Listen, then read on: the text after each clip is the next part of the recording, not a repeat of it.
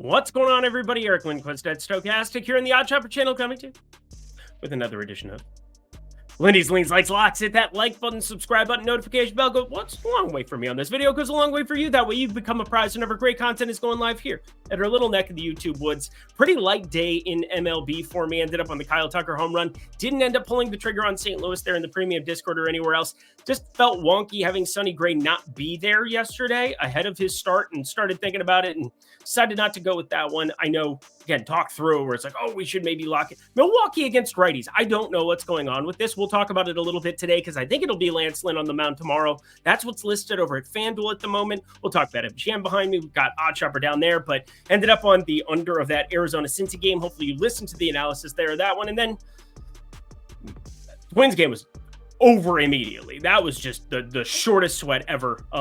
We'll talk the NBA sweat. That Donovan Mitchell under 29.5 point sweat was the thing of like, oh, that was terrifying.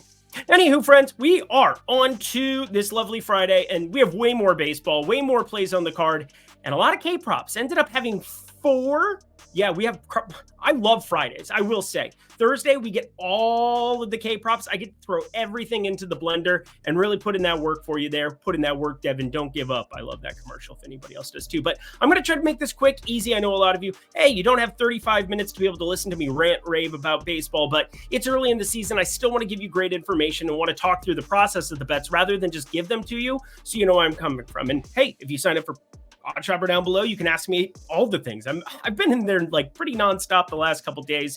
Been nice with the association going on. It's also been nice to have things kind of going our way for the most part. Again, if you joined in on Thursday, not the best performance by me here in the MLB, but I think it's been a good couple of weeks. We were due for a little bit of negative variance there, but at the same time, I want to win everything. So let's try to do that. Producer Jacob, hi, hello. His Celtics did not win everything. Let's get to the picks. I'm sorry, baby. I didn't mean to do that. Sometimes I get so scared of being a nobody. Happy to get over it. Anyway, we got baseball to talk about. Sorry about that. I want to watch Happy Gilmore now. We got the Cubs. We got, an interesting spot here going up against Pittsburgh in this one. I want to just throw it out there. Pittsburgh, every time I see the Cubs in Pittsburgh, I think Anthony Rizzo, because he has some of the most ridiculous splits at that ballpark you have ever seen in your entire life. But let it be known that Javier Assad is who I believe they end up having as the starter here. He'll be going up against Jared Jones, but there's a chance, like an outside chance, I suppose, depending on where you look, that it's Jameson Taillon. I think both of them are decent enough backs to some extent here. I will say that Assad has been good, 288 xWOBA. You've got Jameson Taillon, 245 xWOBA, even better. 223 expected batting average, 201 there for Jameson Taillon. Kind of like the different versions of each other to some extent, mainly because Javier Assad, well, no, they're almost identical in terms of the launch angle. Now, they have a different pitch mix for sure. And Javier Assad, 3.22 expected ERA so far, despite the 1.66 ERA. He always seems to like outperform his expected ERA. That's like been a known thing with him, and a number of these started to the season. And then Jameson Taillon, he's been pitching really well. He hasn't been this dude in a while. He's now, 32 years of age, 2.31 expected ERA, 4.70 expected ERA from last season. So drastically better early on here, but don't want to go crazy here with the early sample. And Mr. Jones, and he's been ridiculous on the other side. I'm not going to probably end up firing him up because I don't trust his bullpen at the moment, which is weird because, again, they've got arms in the bullpen. It's just a really wonky spot here before we get the official starter on the Cubs side. So be paying attention. I think the Cubs money line is actually the lean here because Jones has been so good. And that lineup is definitely been downtrodden, and the 45.8% hard hit. I think enough factors here where if you're getting any kind of value on the Cubs side, contemplate it. I doubt we get value on the Cubs side. Next up, friends, we've got Houston, we've got Detroit, and a pretty weird one here, and I'm liking it a little bit. Now, I ended up putting a half unit on it, so it is what it is. Framber Valdez, never been my favorite back, but I'm a little bit surprised. Like, first off, I'm very, very aware that the performance of this Houston Astros ball club has not been pretty. Now, I'm mad at myself I didn't pull the trigger against the Yankees, talk through that entire spot. I think there were some mistakes I actually made on Thursday, if we're going to just be dead honest. Should have fired that one up. I probably should have fired up the Cardinals still, considering I talked through that. Sonny Gray is still somebody I wanted to back, but something just feels weird about Milwaukee against these righties. And again, he didn't end up traveling with the team, or didn't travel ahead of time, had to go with the team. I think just probably a wonky spot where he was probably going through The routine for Wednesday's start gets called off, moves to Thursday. Didn't go well. First Sonny Gray off performance, and I don't think there's really any question why. But anywho, we're talking about this game. Framber Valdez, he's had some issues, and I've talked about the issues going back to the second half of last season, but we are starting to get the ground ball rate back where it's a superpower. 59.4% ground ball rate. Even if the ball gets hit hard, if it's on the ground, I'm generally okay with it for a guy like Framber Valdez. And it's only a 43.8% hard hit. I say only because, it's still not good, but 276 expected batting average is what freaks me out a little bit more. And then obviously the matchup, we've seen Detroit at times look pretty decent. They haven't been that decent though against lefties. 97 WRC plus, 22% K rate. I think this is a spot to be backing Framber Valdez, mainly because I'm burying the lead. Casey Mize is not very good. 45.8% hard hit, 17.3% K rate, 3.82 expected ERA is better than his 3.98 ERA. But other than the walk rate and the fact that he throws it 95, 96, this is a number one pick who just didn't come to fruition for this team. Now, they've missed with Spencer Torkelson. I think that's starting to come to fruition, even after last season's rebound year. But Casey Mize might be a more costly miss if this doesn't pan out for him. He's 27 years old now.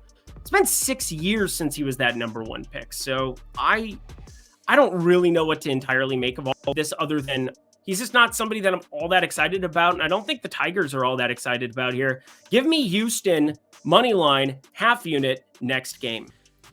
This is just gross. The Yankees, Tampa Bay, we got Taj Bradley and Clark Schmidt. Both of them really good strikeout stuff early on, both north of a 27% K rate, but both have their issues with hard hit, specifically Taj Bradley, 46.4% hard hit. This guy has been in the rotation, then he's been out of the rotation. Last season, they played the back and forth with him. He throws at 96. He's got decent stuff, but last season's 46.4% hard hit percentage, that is what freaks me out here. And of course, this year now, making his very first start. So that's kind of what I'm worried about. I generally like to bet blindly some overs in some spots where guys are coming back up to the major league level for the first time or working through injuries. It's like, hey, prove it to me because, well, we have more known quantities with the guys who have been holding bats for the last however long and been in game action nonstop ad nauseum. So Clark Schmidt on the other side, he's been pitching, but not particularly well. Again, he's somebody who's very, very important to this rotation going forward. I feel like I've said that for 2 years, but a 27.3% K rate is diminished by the fact that he is that 333 xWOBA, but to me, 8.7% barrel percentage. So overall, I don't think this is a game to be betting. Over 8.5 is the lean. I don't have any interest in betting it though. And one more quick one before we talk Odd Shopper. Of course, Brandon Pfaadt going up against Cole Irvin, and I'm surprised that I didn't end up on this one. I'm kind of surprised because Brandon Pfaadt's been making me money here going back to the postseason last season. We were really on top of some early over-outs as they were moving their way through the National League there. He got better and better and better. He came from AAA Reno, came over to Arizona. He was kind of the pitcher that was promised, and it did not go well to start, but he was awesome come playoff time. And I think as you start to acclimate yourself, again, that's why you want to target some of these guys where it's just like, oh, they're automatically going to be incredible. You know, the Jack Leiter situation that we just had from Texas. Oh, he's got that K rate. He's going to go smash Detroit's face in, and then we win that bet on Detroit. But anyway, that's a long time ago. Talked about Jack Leiter in that one. Brandon Pfaadt here in this spot. He's a really good pitcher. I thought I would be backing this under because I also say this a lot about Baltimore's ballpark. I'm surprised they don't have enough soft-tossing lefties out there that can just eat up innings. Cole Irvin's one of them here. They should have gotten Jordan Montgomery last year, but that's beside the point. 16.1% K rate is terrible, but a 308 xWOBA and a huge freaking wall out there to left field. So quack, quack, Oregon Duck. I know once upon a time for Cole Irvin. Somebody that I'd actually be backing at a different number because, again, minus 132. This is an Arizona team that I think is going to start getting the wheels going here against lefties, specifically when you have Lourdes Gurriel and, Eugenio Suarez and Christian Walker and Ketel Marte and, all of these dudes. So it is what it is. Gabriel Moreno. Under 8.5. I can't believe this actually isn't on the card. I keep going back to the data and double checking. Did I do something wrong? Thought I would like it. Oh, yeah. Baltimore's really good at hitting baseballs. I think that might be part of it. But they've only got a 102 WRC+. I'm very confused by this. Let's talk Odd Shopper, shall we? $14.95 weekly, $49.95 monthly. If you want to get my premium betting card every single Monday through Friday, and hey, the occasional drop by on Sunday where we had that round robin home run parlay that, again, I could have like 3 losing weeks in a row, and I think I'd still be up based on that lovely Sunday for the people there. Obviously, I'm going to be on the Minnesota Timberwolves tomorrow. I've got a lot of stuff coming down the pipeline. I'm really, really looking forward to talking you through a couple of those spots in the NBA streets. But, generally going back and forth. If you have questions in the Discord, you can ask me for the NBA, MLB, whatever you want. $14.95 weekly. And if you use promo code Lindy, Lindy, you get it for 20% off. That becomes your first week for $12. That is less than $2 a day. Pretty great opportunity. And again, the positive EV tool is what you really want to be a part of. So friends, if you have questions, I got answers for you in that Discord. Sign up down below. Back to the picks we go. The beautiful thing about Fridays is Thursdays, you generally have lighter MLB days, and I get all these props ahead of time because I record evenings. I'm working 12, 14 hours. I'm sitting at the desk for the people, and it's just nice to be able to get all of the prop information from a majority of the games, and this is one of them. And as such, we're going to attack my Minnesota Twins. Yes, I feel bad. Hopefully my parents aren't watching, but we got Joe Ryan, Yusei Kikuchi. I'll just throw this out to begin with. Joe Ryan, this is another spot where I thought, maybe 5.5 on strikeouts here. It's averaging 6.5 per game, 28.4% K rate, 252 xWOB. He's been better than Pablo Lopez in the early part of this season, but against Toronto's lineup, I don't think this is something we have to go out of our way to try to target. Again, Toronto, 20.9% K rate against righties, just a 90 WRC plus 130 ISOs, so I think he has a chance of pitching deep into this one, but my feelings about Yusei Kikuchi from the last 2 years. We made so much money in 2022, a little bit in 2023, at times being able to target him at the right times, but overall started to show more promise, stayed away for the most part. It was a rebound year for him. 1.50 whip in 2022 to 1.27 in 2023, down to 1.16 this season. But friends, the star highlight centerfold thing here.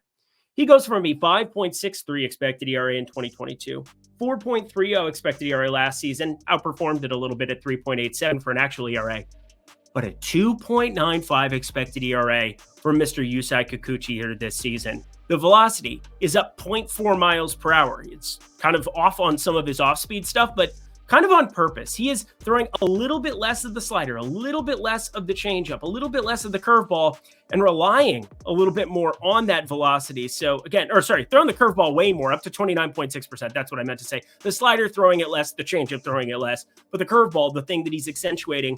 And if you're starting to locate and you're not putting guys on base, walking them with that curveball, you're getting more swing and miss as a result. Because again, the curveball, hopefully you're getting more of that miss. That's for sure. And well, wouldn't you know it? He had a 30.7% whiff percentage last season with it. It's up to 27.1%. But again, the key part is it's been in the zone, or it's at least been enticing. And as such, we've seen him pitch deeper into games. We've seen him be one of the best starters in baseball. And again, it's one of those things where you have to just be able to react to what you're seeing.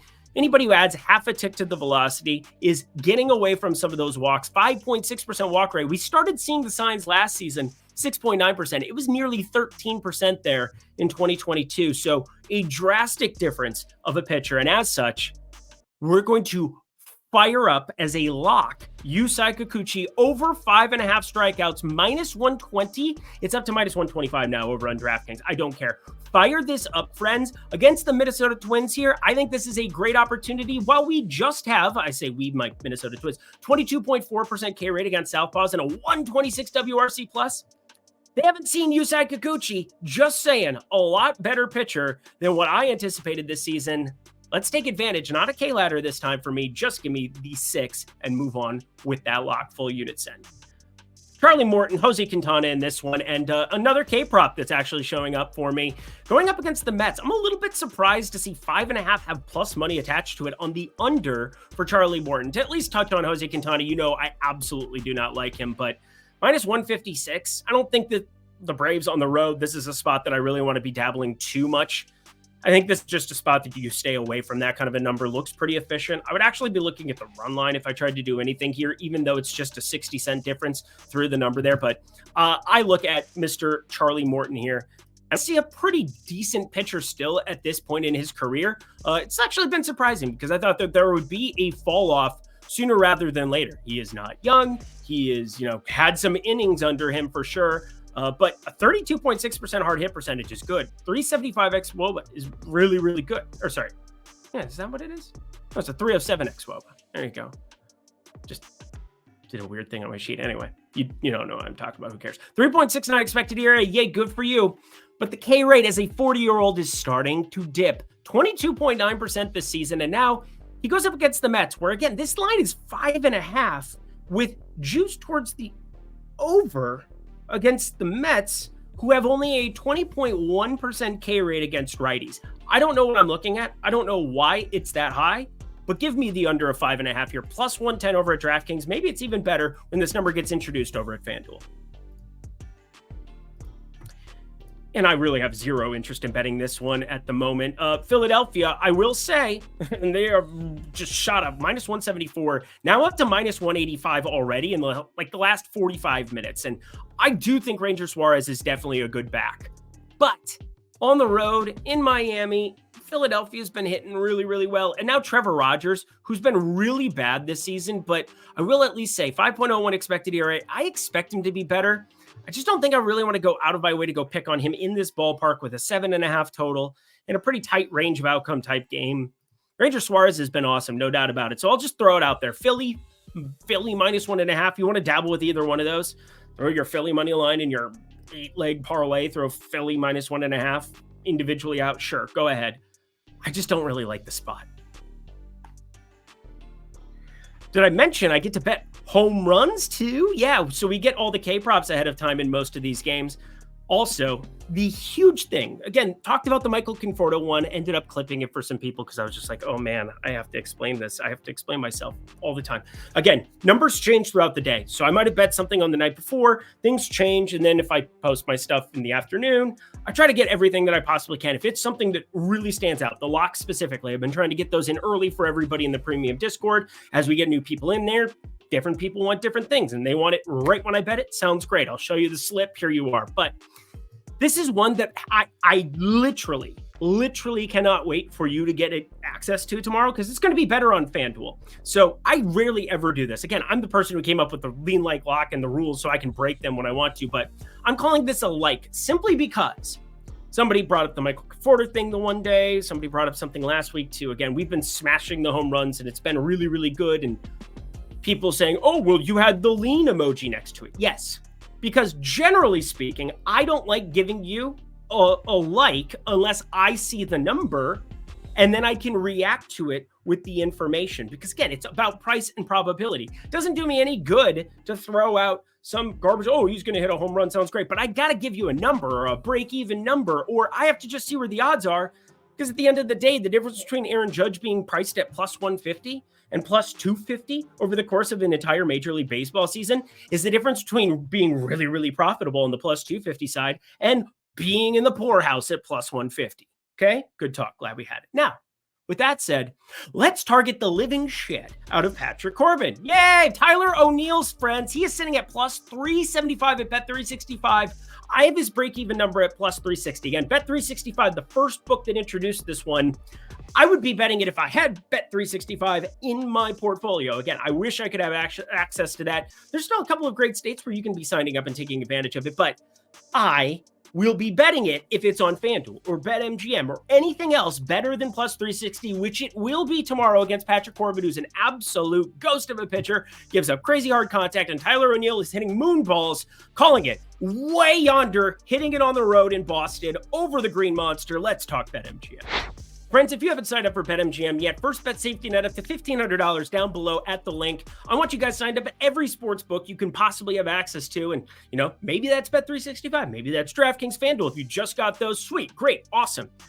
You'll also get these welcome offers from the books, though. That's the other part of this. It's not just shopping for the best lines every single day at whatever books you have access to, but it's also going to the link below, signing up, and taking advantage of an opportunity to fire any bet you want up. One bet, anything you want.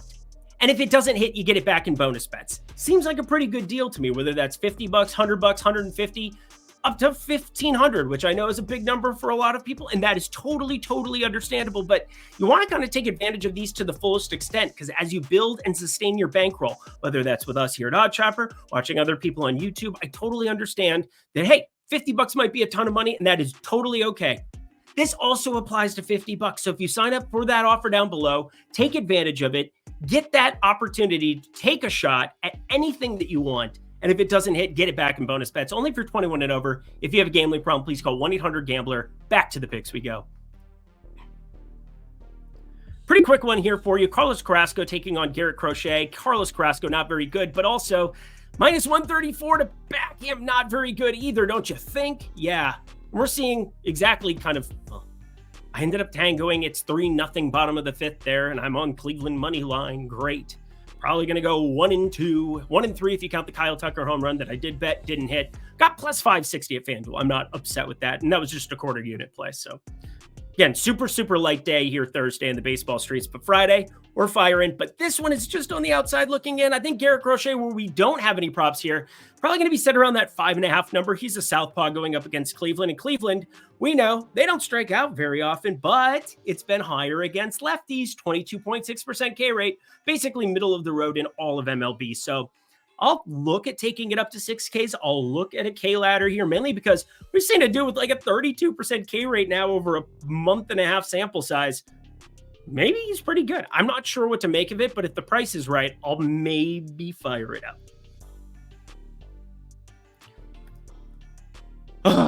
Don't even know what to do with my life here right now. Milwaukee have no idea. They're going to have to bring out somebody from the crowd to pitch for them tomorrow. I'm going through their AAA roster and trying to figure out who it's going to be, because a lot of their better prospects, I mean, they're up 7-1 right now on St. Louis. This might just end up being a bullpen game for them, if I had to guess. A couple of pieces that, again, they can just have somebody bad eat this up at the end of the game if they're up 7-1. Yeah, bottom 6 here. So they have an opportunity to potentially just flip this around and have this be a bullpen game. But Lance Lynn, going into, it's now apparently the Lions' den, because Milwaukee is finding new and creative ways to impress me about what they do against right-handed pitching. Rhys Hoskins going yard. They've had Wilson Contreras on another planet here. 122 WRC plus is third best in baseball. This is nearly a 1,200 plate appearance sample size. Now, Eric, what are you caring about with sample size? Well, when we get to the middle of the summer, we'll have 3,000 against righties, 3,000 plate appearances. We're still only a month and a half into the major league season. Not even that, really. So we're still accumulating it, but my God, Milwaukee, how are you doing this every single time?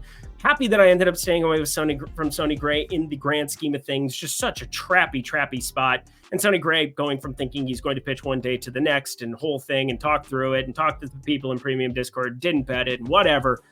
I think we got to just be saying Milwaukee money line lean, because again, if it's a bullpen situation, you get Lance Lynn, who gives up hard contact to absolutely everybody so far this season. He's been better, 37%, but that's not sustainable with a 20.9% K rate. If his Ks are gone, this guy's going to be toast fast. Hey, we talked the Tyler O'Neill home run because I had a number that was available for it. I didn't have to just have my break-even number based on other data. This is going to be a lean, but I'm going to give you the break-even number like I always do, trying to give you the most accurate information. And, if the numbers end up way off from time to time, always hit me up over on X at Eric Lindquist. But I do this for every single player, every single night, because I know that people really think it's cool that I can pick home runs out of hats and stuff. It's not out of hats, it's out of data, but whatever. Ryan McMahon, we're going to be looking at him going up against John Gray. Austin Gomber, more of a ground ball type pitcher here in Coors. Now, he's not good. He can give up the hard contact. I'm not saying, hey, if you have some reason to be backing Adolis Garcia or Lidy Tavares or something there, sounds great. But just know the 13.9 degree launch angle that he's had here for Austin Gomber, that is, generally speaking, not what we've seen from him. He's been a little bit lower than that. The ground balls, it's a little bit higher this season. 27.3% fly ball rate, 41.3% ground ball rate. Maybe we see him revert. I'm still a little bit freaked out by that side of it, and the prices aren't really there to be backing Texas, so is what it is. John Gray, though, can we get a Ryan McMahon bomb? That'd be great. He is doing phenomenal things. He's a bright spot in a very dim, dark world out there in Colorado. 57.8% hard hit percentage. I have this as a break even of 335. Yes, plus 335 or better. Fire up Mr. Ryan McMahon to go yard. And fire this one up right off the bat. Alec Marsh, Griffin Canning. I think they are both not good at the pitching of baseballs. I apologize to their family if they're watching. 288 expected batting average for Marsh, 271 expected batting average for Griffin Canning. Both of them with percentages south of 23%. Both of them south of 17% K rates, going up against, well, the Kansas City side has a lineup, but again, it's kind of like in a pick'em type territory, and that's a little bit scary to me because I don't know who I trust between these two. They both have their warts. Speaking of Tyler Ward, he's good. He's not a wart. He's a ward.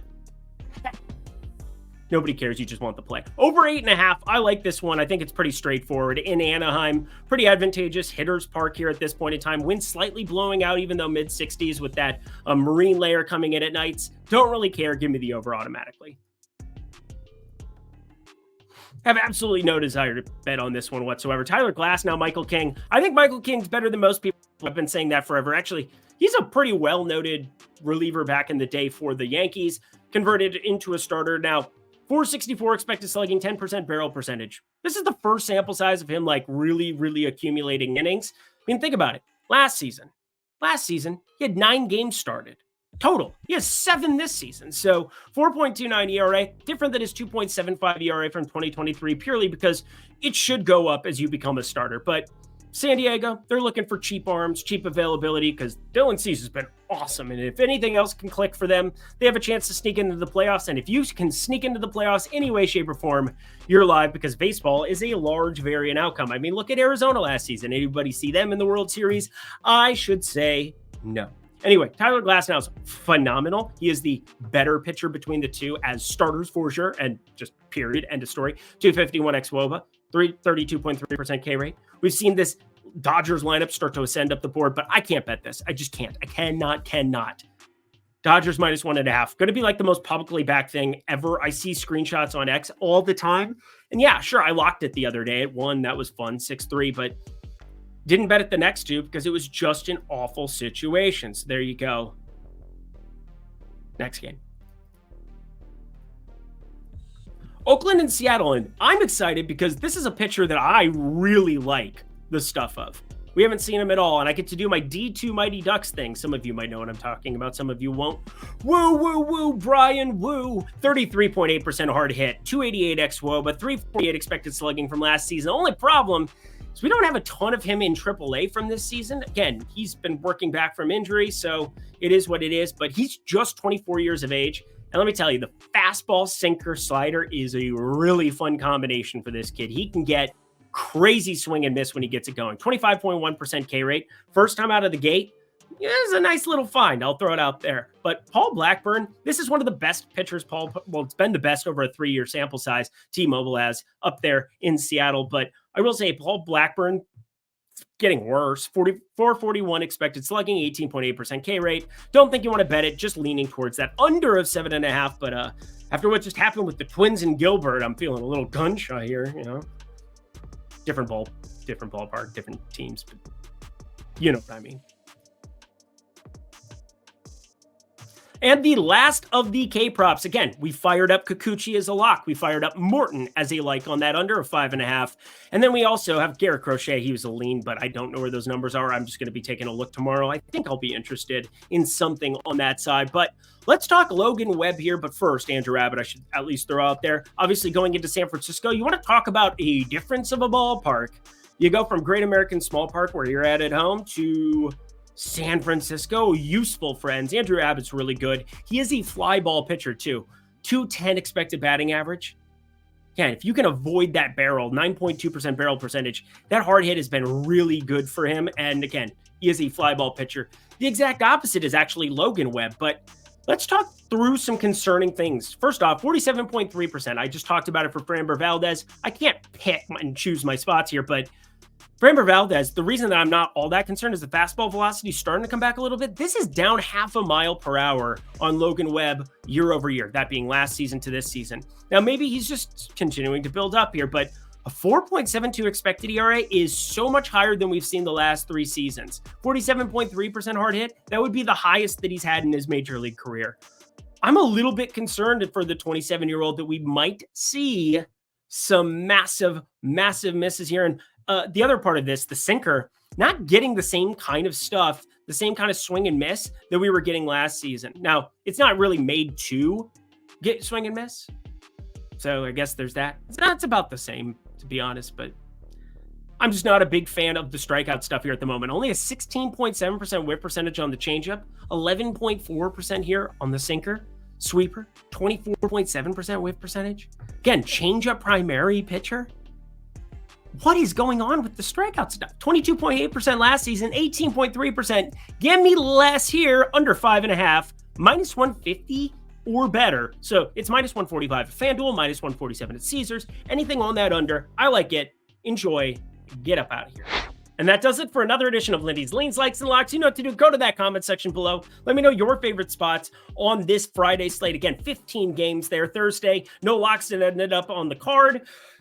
We got a lock here today, and it's the first prop of the season, I believe, that we had the opportunity to fire up here night before. So I'm pretty excited about it, and I cannot believe that it is on Yusei Kikuchi, and in a positive way, that's for sure. Producer Jacob, hello, hi. Fantastic stuff, per usual. Sorry about your Celtics. We'll be okay, though, friends. We'll be okay. We got that under 29.5 for Donovan Mitchell, the sweat of all sweats. Can't wait to talk about that one on the NBA show, which you can check out as well. Sorry, I just screwed up my hair. Until next time, friends, have a great week. Have a great weekend, that is. I'll be back on Monday, per usual. I'm Eric Lindquist. Best of luck in the MLB streets on Friday.